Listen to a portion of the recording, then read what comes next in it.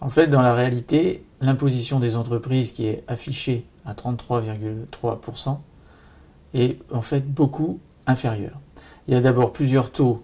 Il y a le taux d'abord pour les petites et moyennes entreprises qui est à 15%, mais même les grandes entreprises ont un taux réel autour de 10%, parce qu'elles bénéficient de niches fiscales, de dispositifs divers et variés, à la limite même de la fraude, qui leur permet d'échapper à l'imposition.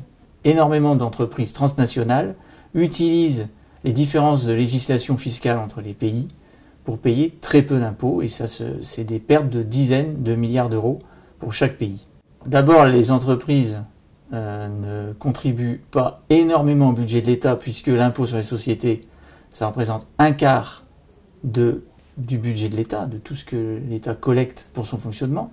Et ensuite, les entreprises bénéficient des infrastructures, de la formation de leurs employés, qui est assurée par la collectivité, de la bonne santé des travailleurs, d'un environnement favorable aux affaires avec une sécurité juridique qui est indispensable au bon fonctionnement des entreprises.